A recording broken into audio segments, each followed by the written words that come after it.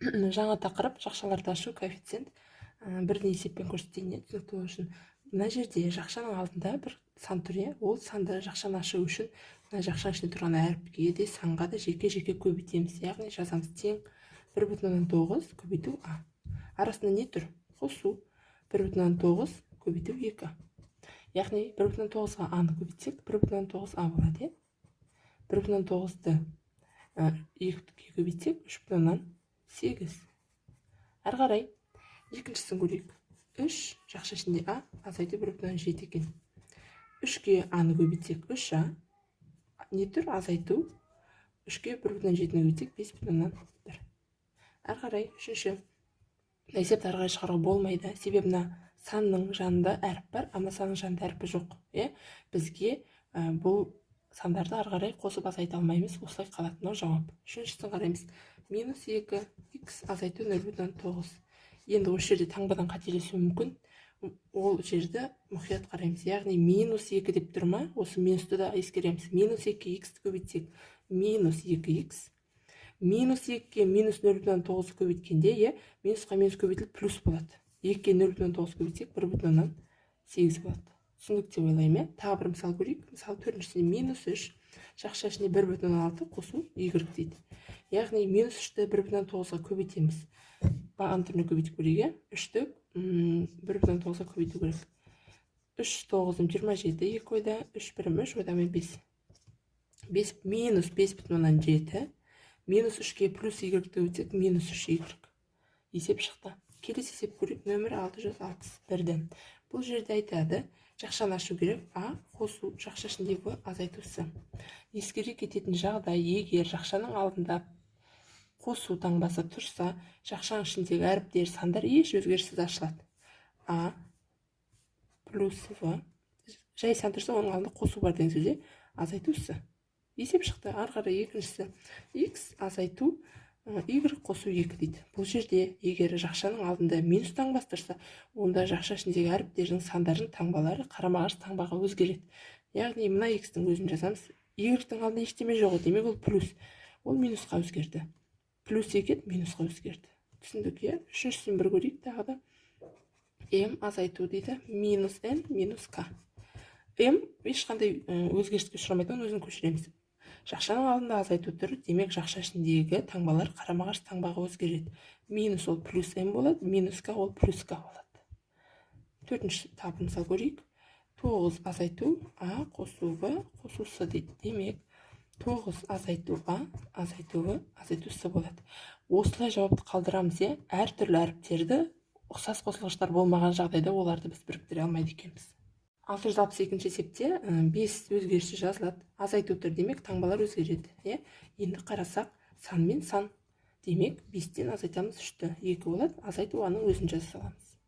Түсінікті. Екіншісі 8 азайту жақша ішінде 10 қосу в екен. Ең бірінші есепті шығарушы міндетті түрде мына жақшаны ашып алу керек. 8 минус 10 қосу еді, ол азайту болады. Азайту в. 8-ден 10 алсақ -2, минус в өз қалады екен. Үшіншісін көрейік. Үшіншісінде де 9 азайту с қосу 7 дейді. Демек 9-ның өзін жазамыз.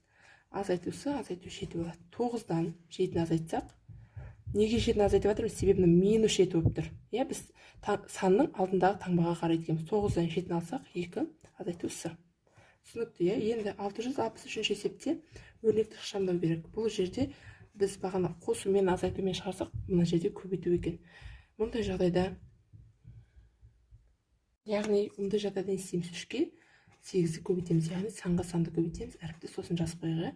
Түсінікті болсын, осылай қатар жаздым. 3-ке 8 көбейтсек 24, m-ді қасына жаза саламыз. Егер осылай әріппен саны жаза беруге болады, арасында көбейту бар екен біз білеміз.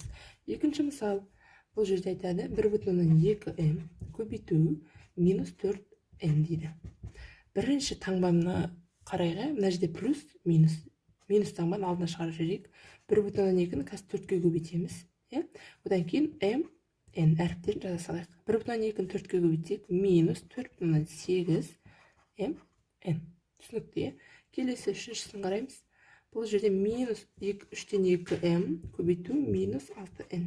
Ең бірінші таңбаларды қарайық. Минусқа минус көбейтсек плюс, демек мына жаққа ештеңе жазбаймыз. 2 3 көбейту 6m n. мына жерде 1 бар, 6 мен 3 қысқарады, 2 қалады. 2 көбейтсек 4, м, н. Тағы бір мысал көрейік, төртіншісін. 9а көбейту минус 0,3 дейді. Таңба, бірінші минусқа плюс көбейтсек минус, 9-ға 0,3 көбейтсек 2,7 а. 64-ші есепте 3 дәптер дейді, және 3 альбом сатып алды дейді. Бұндағы қанша теңгеге сауда жасаған табу керек. Бұл жерде айтады а 20-ға тең, в 150-ге тең дейді. Біз мына орындарына қоямыз, аның орнына 20 қоямыз. Біз білеміз, әріп пен санның арасында көбейту бар. 3-ке көбейтеміз 150-ді.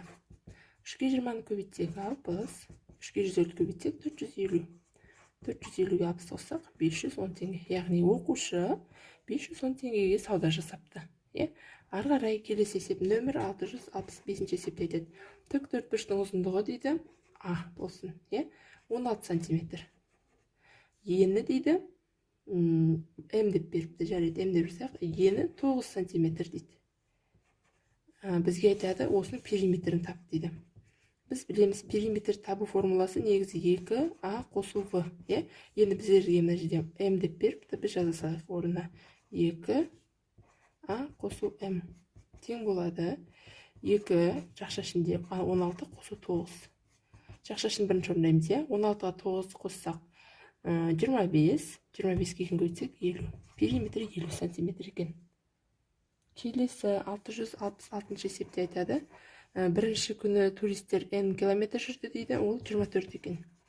Екінші күні автобуспен бірінші күнгіден 3 есе жүрді дейді. Демек 24-ті 3-ке көбейтеміз. Туристер 2 күнде неше километр жол жүрген табу үшін мына екеуін қазір қосамыз. 24 қосу, 24-ті 3-ке көбейтсек 72. Екеуін қосайық енді. Ол кезде бізде болады екен 6, 9. Яғни олар 2 күнде 96 километр жол жүріпті. Нөмірі 667-дің бір мысалын көрейік. Бұл жерде теңдеу беріліпті. Минус 12,7 қосылған жақша ішінде x азайту 5,3 тең 0,9-ға. Ең бірінші амал біз жақша ішін ашып алуымыз керек. Немесе мына санды минус 12,7-ні мына жаққа өткізейік. Сол оңай болады. Мына алдында плюс тұр, сондықтан ешқандай өзгеріске ұшыраған жоқ. 0,9, мына минус мына жаққа плюс болып өтті. 12,7. Сонда x тең деп жазайын. Мына жерде 0,9-ға 12,7-ні қосатын болсақ, мына жерде 6, 13,6 болады екен. Минус 5,3 плюс болып өтеді. Екеуін қосатын болсақ, 9, 18. 68-ші есепте айтады, сандар ғана беріпті, әріптер жоқ екен бұл жерде. Бірінші жақшаның ішін орындап алсақ болады, ашып алсақ та болады. Бірақ егер біз қазір ашатын болсақ, ешқандай өзгеріссіз жазылады. Демек 9, 9 және 4 болып тұр. Бірақ біз байқасақ, минус 92, плюс 92 екеуі өзара қысқарады. Сонда жауабы мынау минус 4-тен 3. Екіншісін көрейік. 7-тен 4 азайту 11-ден 5 азайту 7-тен 3. Жақшаны ашайық. 4 бөлімде 7 азайту 11-ден 5 қосу 7-тен 3. Мына жерде 7-тен 4-тен 7-ге 3-ті қоссақ не болады? 4-ге 3-ті қоссақ 7 бөлімі 1-7 азайту 11-ден 5. 1 болады мынау. Немесе 11 бөлінген 11 азайту 11-ден 5 десек, бұл болады екен 6 бөлімде 11. Мына жердегі мысалды жақшаны ашу керек. Жазайық. 3,6-тан 5-ті бірден негіз айналдырып алсақ та болады. Жарайды, пока өзін жаза берейік. Қосу, мына жерде азайту мен азайту жеңіп кетеді. 6-тан 5 азайту 7-тен 1. Мына жерде 3,6-тан 5 азайту 6-тан 5 дейді. Демек 6, 18, 18-ге 5-ті қоссақ 23 болады. Азайту 5 бөлімінде 6 азайту 23-тен 5 аса 18, 18 6-ға бөлсек 3. 21 бөлінген 7 азайту 7-тен 1. 7, 20. Есепте аның орнына сан беріпті. Жазамыз 2 көбейту 6 азайту 7. 2 6-ны көбейтсек 12, 12-ден 7-ні алсақ 5. 5-ті 1,6-ға көбейтсек минус 8. Екіншісін көрейік. Минус 0,4 дейді. 3 қосу 4. Бұл жердегі в жетіге тең екен. Орнына қояйық. Минус 0,4-тің өзін жазамыз. 3 көбейтіп 7 қосу 4. 3-ке 4 қоссақ 21, 21-ден 4 қоссақ 17, 17-ні 10-нан 4-ке көбейтейік. Баған түрінде ауызша, ойша көбейте алмасақ, баған түрінде көбейтеміз. 7-ге 4-ті көбейтсек 28, 2 ойда 4, 1-ім 4, ойдағымен 6, 0, 0. Қосайық. 8, 6, 0. 0,68 екен. Жауабы минус 0,68.